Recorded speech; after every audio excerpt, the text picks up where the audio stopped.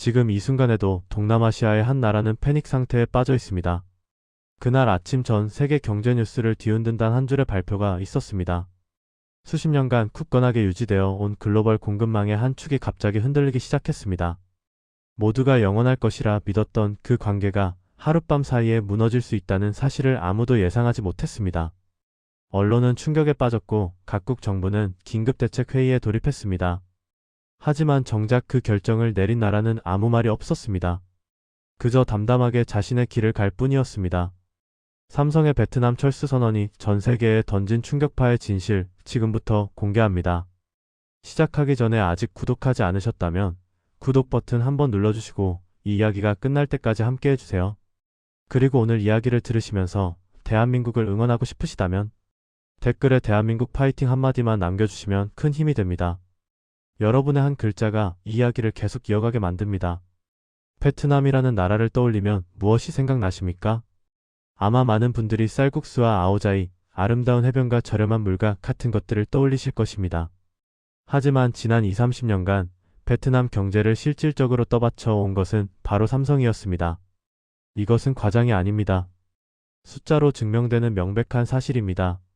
삼성전자와 삼성디스플레이를 포함한 삼성그룹의 베트남 법인들은 베트남 전체 수출의 약 4분의 1을 차지해왔습니다.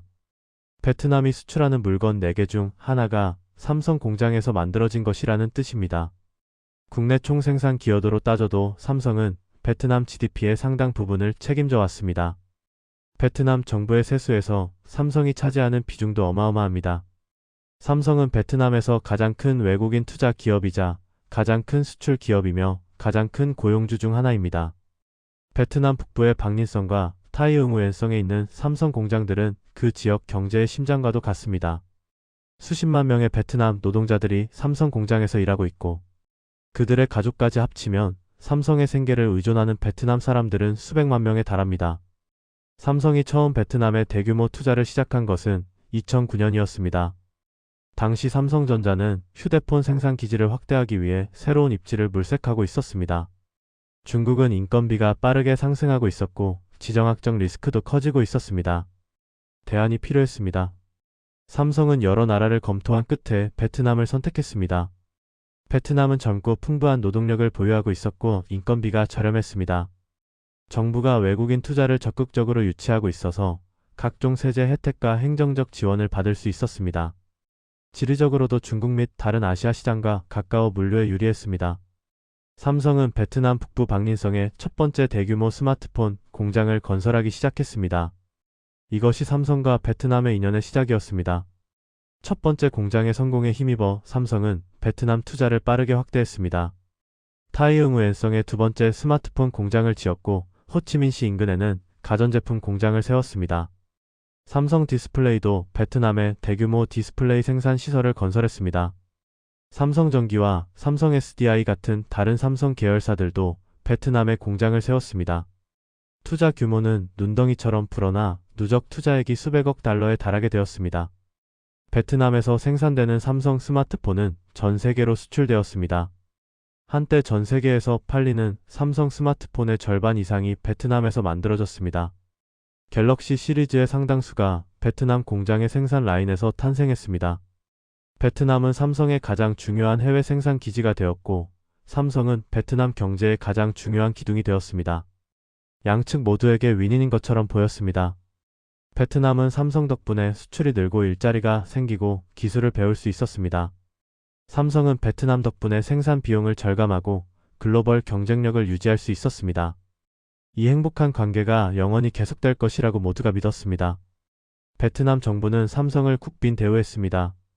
삼성 경영진이 베트남을 방문하면 총리가 직접 만나 환대했습니다. 때로는 공산당 서기장이 직접 나서기도 했습니다. 삼성이 요청하는 것은 거의 다 들어주었습니다. 세금 감면, 토지 임대료 할인, 행정 절차 간소화, 인프라 건설 지원, 전력 공급 우선권 등등. 베트남 정부 관리들은 삼성을 베트남 경제 발전의 파트너이자 롤모델로 여겼습니다. 삼성 덕분에 베트남이 세계의 공장으로 부상할 수 있었다고 공공연히 말했습니다. 삼성을 유치한 것이 베트남 경제정책의 가장 큰 성공 사례라고 자랑했습니다. 삼성도 베트남에 만족했습니다. 저렴하고 성실한 노동력, 우호적인 정부, 안정적인 사업 환경, 점점 개선되는 인프라. 양측의 관계는 더없이 좋아 보였습니다. 하지만 세상에 영원한 것은 없습니다. 언제부터인가 균열의 조짐이 나타나기 시작했습니다.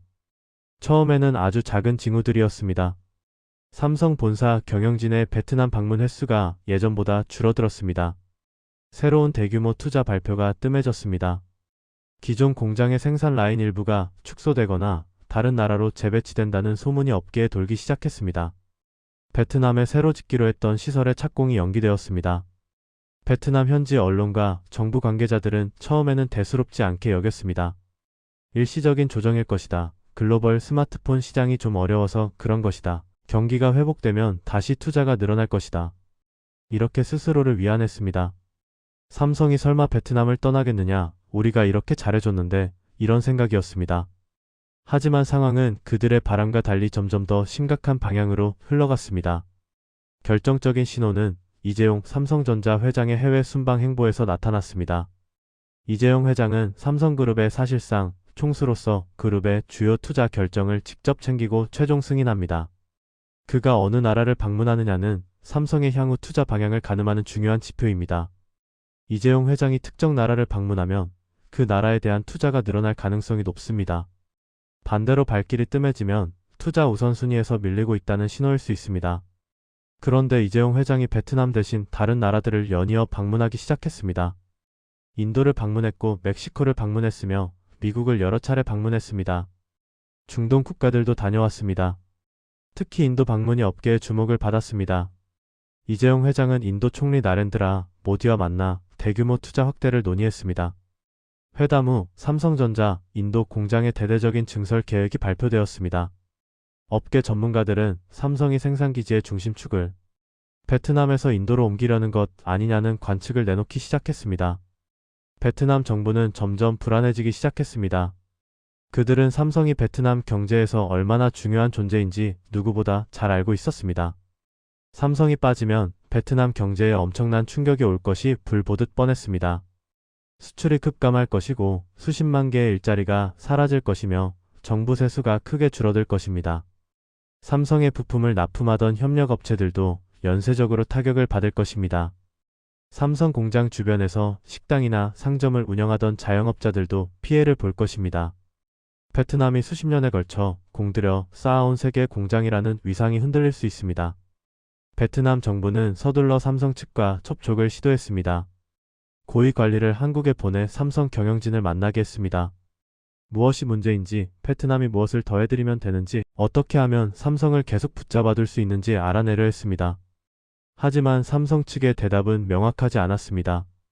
구체적인 계획을 밝히지 않은 채 여러 옵션을 검토하고 있다는 원론적인 말만 되풀이했습니다.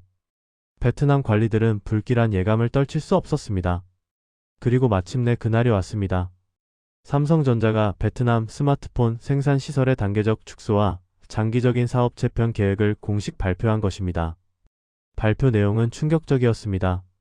향후 수년에 걸쳐 베트남의 스마트폰 생산 라인 상당 부분을 인도와 인도네시아 등 다른 나라로 이전한다는 것이었습니다. 프리미엄 제품과 고부가 가치 제품의 생산은 한국 본사 시설과 미국 시설로 가져온다고 했습니다. 베트남에는 일부 부품 생산 시설과 저부가 가치 라인만 남기거나 그마저도 상황에 따라 추가 축소할 수 있다고 했습니다. 완전 철수는 아니지만 사실상 베트남 사업을 대폭 줄이겠다는 선언이었습니다. 수십만 명에 달하는 베트남 삼성 공장 노동자들의 고용이 불안해졌습니다. 베트남 경제의 핵심 기둥 하나가 흔들리기 시작한 것입니다. 이 발표가 나오자마자 전 세계 경제계가 술렁였습니다. 특히 베트남에서는 패닉에 가까운 반응이 나왔습니다. 발표 당일 베트남 증시가 급락했습니다. 삼성 관련주들이 폭락했고 베트남 경제 전반에 대한 불안감이 퍼지면서 다른 종목들도 동반 하락했습니다. 베트남 동화 가치가 흔들렸습니다. 외국인 투자자들이 베트남에서 자금을 빼기 시작했습니다. 삼성의 부품을 납품하던 한국 및 베트남 협력업체들의 주가가 폭락했습니다. 현지 언론은 연일 이 소식을 톱뉴스로 다뤘습니다. 삼성철수가 베트남 경제에 미칠 영향을 분석하는 기사가 쏟아졌습니다. 대부분 비관적인 전망이었습니다. 베트남 시민들 사이에서도 불안감이 퍼졌습니다. 삼성 공장에서 일하는 가족이 있는 집은 당장 생계 걱정을 해야 했습니다. 삼성 공장이 있는 지역의 부동산 가격이 하락하기 시작했습니다. 공장 주변 상권에서 장사하던 사람들도 앞날이 막막해졌습니다. 베트남 정부는 비상이 걸렸습니다. 총리 직속으로 긴급 대책반이 꾸려졌습니다. 경제부처 장관들이 총동원되어 대응책 마련에 나섰습니다. 삼성 측과 협상 테이블을 마련하려고 백방으로 노력했습니다. 어떻게든 철수 규모를 줄이거나 시기를 늦출 수 있게 해달라고 요청했습니다. 추가적인 세제 혜택을 제시했고 규제 완화를 약속했습니다. 하지만 삼성의 결정은 확고해 보였습니다. 삼성 측은 베트남 정부의 노력에 감사한다면서도 이번 결정은 글로벌 사업 전략 차원에서 이루어진 것이며 번복하기 어렵다는 입장을 전했습니다. 베트남으로서는 속수무책이었습니다. 도대체 왜 이런 일이 벌어진 것일까요? 삼성이 수십 년간 공들여 구축한 베트남 생산 기지를 왜 축소하거나 포기하려는 것일까요? 여기에는 여러 가지 복합적인 이유가 있습니다. 단순히 한두 가지 이유가 아니라 글로벌 경제 환경의 변화, 지정학적 요인, 기업 전략의 변화, 베트남 자체의 문제 등 여러 요인이 얽혀 있습니다. 하나씩 자세히 살펴보겠습니다. 첫 번째 이유는 베트남 인건비의 급격한 상승입니다. 삼성이 처음 베트남에 진출했던 2009년 당시 베트남 제조업 노동자의 평균 임금은 중국의 절반에도 미치지 못했습니다. 이것이 삼성이 중국 대신 베트남을 선택한 가장 큰 이유 중 하나였습니다. 저렴한 인건비는 제조업에서 가장 중요한 경쟁력 요소입니다. 같은 품질의 제품을 더 싸게 만들 수 있으면 가격 경쟁에서 이길 수 있습니다. 베트남의 저렴한 인건비는 삼성에게 큰 매력이었습니다. 하지만 지난 15년 동안 상황이 많이 바뀌었습니다. 베트남 경제가 빠르게 성장하면서 임금도 가파르게 상승했습니다. 베트남 정부는 매년 최저임금을 인상해왔습니다. 외국 기업들이 베트남에 대거 진출하면서 노동력 수요가 증가했고 이것이 임금 상승 압력으로 작용했습니다. 숙련 노동자를 구하기 위한 기업들 간 경쟁도 치열해졌습니다. 그 결과 지금 베트남의 제조업 인건비는 예전처럼 압도적으로 저렴하지 않습니다. 인도의 일부 지역이나 방글라데시, 인도네시아 일부 지역보다 오히려 비싼 경우도 있습니다. 삼성 입장에서 베트남의 인건비 매력이 예전만 못해진 것입니다. 두 번째 이유는 베트남의 인프라 한계와 부품 공급망의 미성숙입니다. 스마트폰 한 대를 만들려면 수백 가지의 부품이 필요합니다. 디스플레이 패널, 배터리셀, 카메라 모듈, 애플리케이션 프로세서, 메모리 칩, 각종 센서, 안테나, 스피커, 마이크, 케이스, 버튼, 나사에 이르기까지 수많은 부품이 조립되어 하나의 완성품이 됩니다. 이런 부품들을 효율적으로 조달하려면 부품 공급 업체들이 가까운 곳에 모여 있는 것이 좋습니다. 이것을 산업 클러스터 또는 부품 생태계라고 합니다. 부품 생태계가 잘 갖춰져 있으면 물류 비용을 줄이고 재고를 최소화하며 품질 문제에 빠르게 대응할 수 있습니다. 중국의 선전이나 둔강 같은 도시에는 이런 전자제품 부품 생태계가 세계 최고 수준으로 발달해 있습니다. 거의 모든 종류의 전자부품을 현지에서 당일 또는 다음날 조달할 수 있습니다. 하지만 베트남은 아직 이런 생태계가 충분히 성숙하지 못했습니다. 삼성이 베트남에 공장을 세우면서 일부 한국 부품 업체들이 따라 들어가 현지 공장을 세웠지만 여전히 핵심 부품 상당수는 한국이나 중국에서 수입해야 합니다. 이것은 물류 비용 증가, 리드타임 증가, 공급망 리스크 증가로 이어집니다. 코로나 팬데믹 때 글로벌 물류가 마비되면서 부품 조달에 어려움을 겪은 경험도 삼성의 판단에 영향을 미쳤을 것입니다. 세 번째 이유는 미국의 대중국 견제 정책과 글로벌 공급망 채편 압력입니다. 이것이 아마도 가장 중요한 이유일 것입니다. 도널드 트럼프 전 대통령 시절부터 미국은 중국을 전략적 경쟁자로 규정하고 강력한 견제 정책을 펴왔습니다. 무역 전쟁, 기술 전쟁, 반도체 수출 규제 등 다양한 수단을 동원해 중국의 부상을 억제하려 했습니다. 바이든 행정부에서도 이 기조는 이어졌고 트럼프가 다시 대통령이 되면서 압박은 더욱 강화되고 있습니다. 미국은 자국 기업뿐 아니라 동맹국 기업들에게도 중국 의존도를 줄이고 이른바 신뢰할 수 있는 나라들로 공급망을 재편하라고 요구하고 있습니다.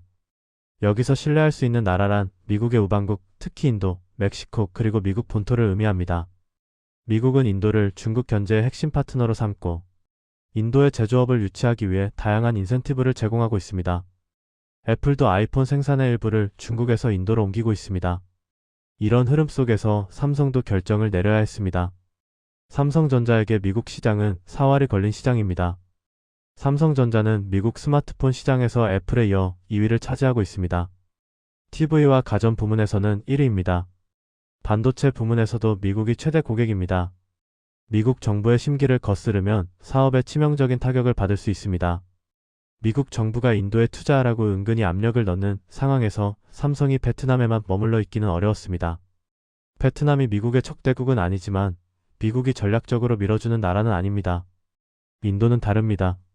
미국은 인도를 인도태평양 전략의 핵심 파트너로 삼고 있습니다. 쿼드라는 안보 협력체의 일원으로 함께하고 있습니다. 미국이 인도를 밀어주는 상황에서 삼성이 인도 투자를 늘리는 것은 미국의 전략적 이해와 부합합니다. 이것이 삼성이 베트남 대신 인도를 선택한 가장 큰 배경일 것입니다. 네 번째 이유는 글로벌 스마트폰 시장 자체의 구조적 변화입니다. 스마트폰 시장은 이미 성숙기에 접어들었습니다. 스마트폰이 처음 등장한 2000년대 후반과 2010년대 초반에는 매년 폭발적으로 성장했습니다. 누구나 스마트폰을 갖고 싶어 했고 새 모델이 나올 때마다 줄을 서서 샀습니다. 하지만 이제 선진국 시장은 거의 포화 상태입니다. 갖고 싶은 사람은 다 가졌습니다. 신흥국 시장도 성장세가 둔화되고 있습니다. 과거처럼 매년 수억 대씩 신규 판매가 이루어지는 시절은 지났습니다. 스마트폰 교체 주기도 길어지고 있습니다. 예전에는 새 모델이 나오면 바로바로 바꾸는 사람이 많았지만 지금은 3, 4년 이상 쓰는 것이 보통입니다. 스마트폰 성능이 충분히 좋아져서 굳이 새 것으로 바꿀 필요를 못 느끼는 사람이 늘었습니다. 이런 상황에서 과거처럼 대규모 생산 시설을 유지하는 것은 비효율적입니다. 삼성은 생산 시설을 효율화하고 통폐합할 필요성을 느끼고 있었습니다. 다섯 번째 이유는 베트남 정부와의 관계 변화입니다. 겉으로는 드러나지 않았지만 삼성과 베트남 정부 사이에 여러 가지 마찰이 있었던 것으로 알려졌습니다. 초기에 삼성을 유치하기 위해 베트남 정부가 제공했던 각종 특혜들의 일부가 만료되거나 재협상이 필요한 시점이 되었습니다. 세금 감면 혜택의 기한이 다가오고 있었고 베트남 정부 일각에서는 외국 기업에 대한 특혜를 줄여야 한다는 목소리가 나오고 있었습니다. 환경 규제도 강화되는 추세였습니다. 노동법 적용을 둘러싼 이견도 있었습니다. 베트남 노동자들의 권리의식이 높아지면서 임금 인상 요구와 근무 환경 개선 요구가 늘어났고 정부도 이를 무시하기 어려운 상황이었습니다. 토지 임대 조건의 재협상 문제도 있었습니다. 처음에 매우 유리한 조건으로 토지를 임대받았지만 계약 갱신 시점이 다가오면서 조건이 달라질 가능성이 있었습니다. 이런 여러 가지 문제들이 쌓이면서 삼성 경영진은 베트남이 예전만큼 매력적인 투자처가 아니라고 판단하게 되었을 수 있습니다. 여섯 번째 이유는 베트남 내부의 정치적 변화와 대한국 여론의 미묘한 변화입니다. 베트남은 공산당 일당 지배 체제이지만 내부적으로 여러 파벌과 이해관계가 존재합니다. 삼성의 우호적이었던 인사들이 퇴진하고 새로운 지도부가 들어서면서 정책 기조에 미묘한 변화가 생겼다는 분석도 있습니다. 또한 베트남 사회 일각에서는 삼성을 비롯한 한국 기업들에 대한 비판적 시각이 형성되기 시작했습니다. 한국 기업들이 베트남에서 막대한 이익을 챙기면서 정작 베트남 현지 기업이나 노동자에게 돌아가는 몫은 적다는 불만이었습니다. 기술 이전이 제대로 이루어지지 않는다는 비판도 있었습니다. 삼성이 15년 넘게 베트남에서 사업을 하면서 과연 베트남의 산업 역량이 얼마나 발전했느냐는 회의적인 목소리가 나왔습니다. 이런 비판이 주류는 아니었지만 삼성 경영진의 귀에도 들어갔을 것이고 장기적으로 사업 환경에 영향을 줄 수 있다고 판단했을 수 있습니다. 일곱 번째 이유는 인도의 적극적인 구애와 파격적인 인센티브 제공입니다. 삼성이 베트남을 떠나 인도로 가는 것은 단순히 베트남을 밀어낸 것이 아니라 인도가 적극적으로 끌어당긴 측면도 있습니다. 나렌드라 모디 총리가 이끄는 인도 정부는 제조업 유치에 사활을 걸고 있습니다. 메이크 인 인디아라는 슬로건 아래 외국 기업들의 인도 투자를 적극 유도하고 있습니다. 특히 전자제품 제조 분야에서 중국을 대체하는 글로벌 허브가 되겠다는 야심을 품고 있습니다. 인도 정부는 삼성의 파격적인 인센티브를 제시한 것으로 알려졌습니다. 대규모 보조금, 장기간의 세금 감면, 토지 무상 또는 저가 제공, 인프라 건설 지원, 규제 간소화 등 베트남이 제공했던 것보다 더 좋은 조건을 제안했습니다. 인도 시장 자체의 매력도 있습니다. 14억 인구의 거대 시장이 눈앞에 있습니다. 스마트폰 보급률이 아직 낮아서 성장 잠재력이 큽니다. 인도에서 만들어서 인도에서 팔면 물류 비용도 줄일 수 있습니다. 이런 점들을 종합적으로 고려했을 때 삼성 경영진에게 인도는 베트남보다 매력적인 선택지로 떠올랐습니다. 이런 여러 요인들이 복합적으로 작용하여 삼성은 베트남 축소와 인도 확대라는 전략적 결정을 내리게 된 것입니다. 기업 경영의 관점에서 보면 합리적인 판단입니다. 변화하는 환경에 맞춰 생산 기지를 재배치하는 것은 글로벌 기업이라면 당연히 해야 할 일입니다. 과거에 집착하지 않고 미래를 위해 움직이는 것입니다. 하지만 베트남의 입장에서는 청천벽력 같은 소식이었습니다. 삼성 하나에 너무 많은 것을 의존해온 대가를 톡톡히 치르게 된 것입니다. 이 소식이 전해지자 각국 지도자들의 반응이 쏟아졌습니다. 먼저 베트남 지도부의 반응입니다. 베트남 공산당 서기장과 정부 수반들은 충격과 당혹감을 감추지 못했습니다. 공개석상에서는 침착함을 유지하려 했지만 내부적으로는 비상 상황이었습니다. 그들은 삼성이 영원히 베트남에 남아있을 것이라고 굳게 믿고 있었습니다. 베트남이 삼성에 그토록 좋은 조건을 제공했는데 왜 떠나려 하느냐고 항변하고 싶었을 것입니다. 하지만 자본은 감정이 아니라 이익을 따라 움직입니다. 더 좋은 조건이 있는 곳으로 이동합니다. 베트남이 아무리 잘해줘도 인도가 더 좋은 조건을 제공하면 자본은 그쪽으로 갑니다. 이것이 글로벌 경제의 냉정한 현실입니다. 베트남 지도자들은 이 현실을 뼈아프게 깨달아야 했습니다. 도널드 트럼프 미국 대통령은 이 소식을 반겼을 것입니다. 트럼프는 미국 우선주의를 내세우며 제조업의 미국 회귀를 강조해왔습니다. 동시에 중국 견제를 위해 인도와의 협력을 강화해왔습니다. 삼성이 베트남에서 인도로 생산 기지를 옮기는 것은 트럼프의 전략적 구상과 일치합니다. 인도에 제조업이 들어오면 인도가 경제적으로 강해지고 이것은 중국 견제에 도움이 됩니다. 물론 트럼프는 궁극적으로 미국의 제조업이 돌아오기를 원합니다. 삼성에도 미국 내 투자를 더 늘리라고 압박하고 있습니다. 삼성전자가 텍사스에 반도체 공장을 짓고 있고 가전제품 공장도 미국에서 운영 중인데 트럼프는 이것으로 만족하지 않습니다. 더 많은 투자를 요구하고 있습니다. 하지만 당장은 인도로의 이전도 나쁘지 않게 봅니다. 중국을 포위하는 공급망 재편의 일환이니까요. 중국의 시진핑 국가주석은 복잡한 심경으로 이 소식을 지켜보고 있을 것입니다. 한편으로는 경쟁자인 베트남이 타격을 받는 것이 나쁘지 않게 느껴질 수 있습니다. 중국과 베트남은 같은 사회주의 국가이지만 남중국해 영유권을 둘러싸고 대립하고 있고 경제적으로도 경쟁 관계에 있습니다. 베트남이 중국을 대체하는 세계의 공장으로 부상하는 것을 중국은 경계해왔습니다. 삼성이 베트남을 떠나면 베트남의 제조업 경쟁력이 약화되고 이것은 상대적으로 중국에 유리할 수 있습니다. 하지만 다른 한편으로 시진핑은 우려도 느낄 것입니다. 삼성이 베트남을 떠나 인도로 가는 것은 미국 주도의 탈중국 공급망 재편의 일환입니다. 중국을 고립시키고 포위하려는 움직임의 하나입니다. 삼성뿐 아니라 많은 글로벌 기업들이 중국을 떠나 인도나 베트남, 멕시코 등으로 이동하고 있습니다. 이 흐름이 가속화되면 중국 경제에도 심각한 영향이 있을 것입니다. 삼성의 베트남 철수는 이런 큰 그림 속에서 이해해야 합니다. 일본의 다카이치 사나의 총리는 이 상황을 예의주시하고 있을 것입니다. 일본 기업들도 베트남에 대규모로 진출해 있습니다. 도요타, 혼다, 캐논, 파나소닉 등 일본 대기업들이 베트남에 공장을 운영하고 있습니다. 삼성의 철수 결정이 다른 기업들에게도 영향을 줄 수 있습니다. 삼성이 떠나면서 베트남의 부품 공급 생태계가 약화되면 일본 기업들도 불편해질 수 있습니다.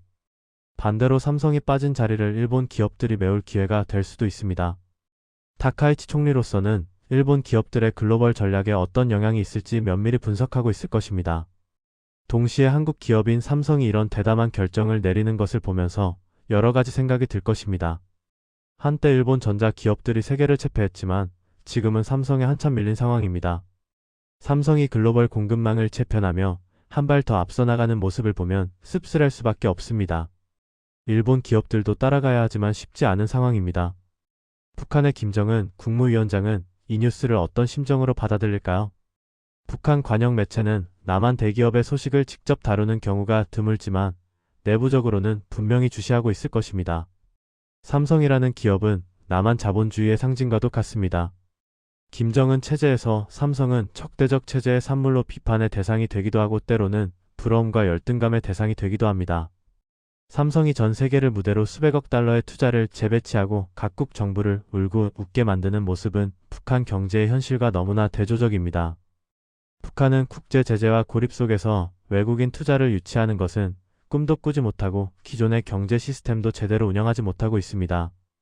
남한의 한 기업이 해외에서 철수한다고 하면 그 나라 경제가 패닉에 빠지는 것을 보면서 김정은은 무슨 생각을 할까요? 같은 민족인데 이렇게 다른 길을 걷고 있습니다. 북한 주민들에게 이런 사실이 알려지면 체제에 대한 불만이 커질 수 있기 때문에 북한 당국은 이런 소식을 철저히 통제하고 있을 것입니다.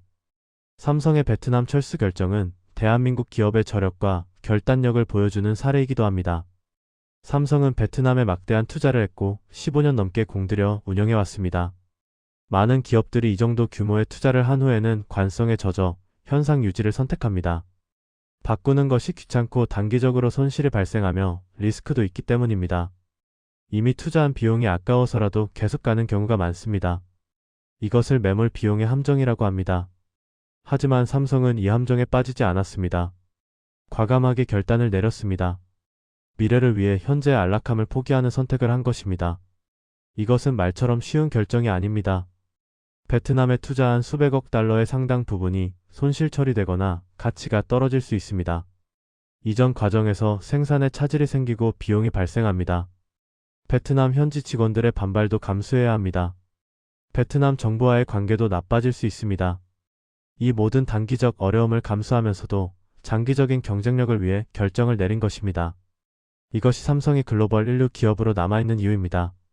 이재용 삼성전자 회장은 어떤 생각으로 이 결정을 내렸을까요? 이재용 회장은 삼성그룹을 이끌면서 끊임없이 변화와 혁신을 강조해왔습니다. 아버지 이건희 회장이 남긴 마누라와 자식 빼고 다 바꾸라는 유명한 말을 이어받아 삼성을 계속 변화시키고 있습니다. 현재에 안주하지 않고 미래를 준비하는 것입니다. 베트남 철수 결정도 그런 맥락에서 이해할 수 있습니다. 베트남이 좋았던 시절은 분명히 있었습니다. 삼성이 베트남에서 큰 성공을 거둔 것도 사실입니다. 하지만 환경이 변했습니다. 과거에 맞았던 전략이 미래에도 맞으리라는 보장은 없습니다. 이재용 회장은 냉정하게 현실을 직시하고 필요한 결정을 내렸습니다. 경영자로서 해야 할 일을 한 것입니다. 이재용 회장은 인도와 미국 등 새로운 투자처를 직접 방문하며 미래 청사진을 그리고 있습니다. 삼성의 글로벌 생산 네트워크를 재편하여 다가올 도전에 대비하고 있습니다. 삼성의 결정은 다른 한국 기업들에게도 영향을 줄 것입니다. 삼성을 따라 베트남에 진출했던 협력업체들은 이제 갈림길에 섰습니다. 삼성이 떠나면 그들도 따라 떠나야 할 수 있습니다. 새로운 곳에 공장을 짓고 직원을 새로 뽑고 시스템을 다시 구축해야 합니다. 쉬운 일이 아닙니다. 상당한 비용과 시간이 필요합니다.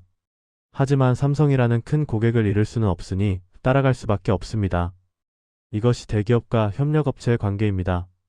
대기업이 움직이면 협력업체도 따라 움직여야 합니다. LG그룹의 구광모 회장, SK그룹의 최태원 회장, 현대자동차그룹의 정의선 회장 등 다른 대기업 총수들도 삼성의 결정을 주시하고 있을 것입니다. 그들도 비슷한 고민을 하고 있기 때문입니다. 글로벌 사업을 하는 기업이라면 누구나 공급망 재편이라는 과제에 직면해 있습니다. 어디에 투자하고 어디에서 철수할지 끊임없이 검토해야 합니다. 삼성의 결정은 다른 기업들에게 참고 사례가 될 것입니다. 이번 사건은 한 기업의 투자 결정이 한 나라, 경제 전체를 흔들 수 있다는 것을 극명하게 보여주었습니다. 베트남은 삼성 하나에 지나치게 의존했습니다. 한 외국 기업이 수출의 4분의 1을 차지하고 GDP에서 큰 비중을 차지하며 수십만 명을 고용하는 상황은 건강한 경제 구조가 아닙니다. 그 기업이 떠나면 경제 전체가 위기에 빠지는 취약한 구조입니다. 베트남 정부는 이런 위험을 알면서도 삼성 유치에 몰두했습니다. 단기적인 성과에 눈이 멀어 장기적인 위험을 간과한 것입니다. 이제 그 대가를 치르고 있습니다.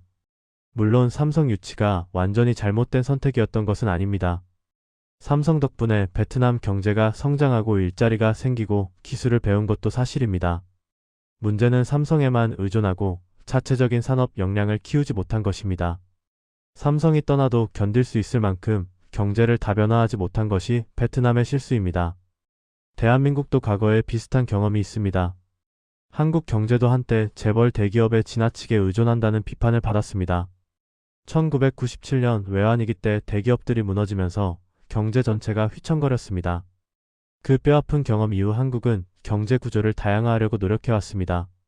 중소기업과 벤처 생태계를 육성하고 서비스 산업을 키우며 대기업 의존도를 줄이려 했습니다. 아직 부족한 점이 많지만 예전보다는 나아졌습니다. 베트남에게 한국의 경험은 귀한 교훈이 될 수 있습니다. 하지만 그 교훈을 얻기 위해 베트남은 지금 값비싼 수업료를 내고 있습니다. 삼성의 베트남 철수가 전 세계에 던지는 메시지는 분명합니다. 글로벌 공급망은 영원하지 않다는 것입니다. 끊임없이 변화하고 재편됩니다. 어제의 최적 입지가 오늘은 더 이상 최적이 아닐 수 있습니다. 오늘 각광받는 투자처가 내일은 외면당할 수 있습니다. 기업들은 가장 효율적인 곳을 찾아 이동합니다. 국가들은 그런 기업들을 유치하기 위해 경쟁합니다. 이 경쟁에서 뒤처지면 토태됩니다. 앞서가면 번영합니다. 베트남은 이번에 그 경쟁에서 밀렸습니다. 인도가 더 매력적인 조건을 제시했고 미국의 전략적 지원까지 받으면서 삼성을 끌어갔습니다. 냉정하지만 이것이 글로벌 경제의 현실입니다. 대한민국은 이런 글로벌 경제 현실의 한가운데서 살아가고 있습니다. 삼성을 비롯한 한국 대기업들은 전 세계를 무대로 활동합니다. 그들의 투자 결정이 다른 나라 경제에 영향을 줍니다. 한국 기업이 투자하면 그 나라 경제가 살아나고 한국 기업이 떠나면 그 나라 경제가 흔들립니다. 이것은 대한민국의 위상이 그만큼 커졌다는 의미입니다. 한국 전쟁 직후 세계 최빈국이었던 대한민국이 이제는 글로벌 경제의 핵심 플레이어가 되었습니다. 삼성전자 하나의 결정이 베트남이라는 나라 전체를 패닉에 빠뜨리는 세상이 되었습니다. 격세지감이라는 말이 절로 나옵니다. 시니어 시청자 여러분, 여러분이 평생 동안 피땀 흘려 일구어온 대한민국이 이렇게 성장했습니다. 여러분이 젊었을 때 삼성은 설탕과 섬유를 만들던 중소기업에 불과했습니다. 이제 삼성은 전 세계가 주목하는 글로벌 인류 기업입니다. 여러분이 젊었을 때 한국 사람들은 해외에 나가면 무시당하고 차별받았습니다. 이제 한국 기업의 결정 하나에 다른 나라들이 전전긍긍합니다. 여러분이 이룬 것입니다. 여러분의 희생과 노력이 오늘의 대한민국을 만들었습니다. 자부심을 느끼셔도 됩니다. 아니, 마땅히 느끼셔야 합니다. 대한민국은 소리를 높이지 않았습니다. 삼성이 베트남을 떠나기로 결정하면서도 베트남을 비난하거나 자랑하지 않았습니다. 그저 기업의 이익과 미래를 위해 냉정하게 판단하고 결정했을 뿐입니다. 말보다 행동으로 보여주는 것입니다. 진짜 강한 기업, 진짜 강한 나라는 떠들지 않습니다.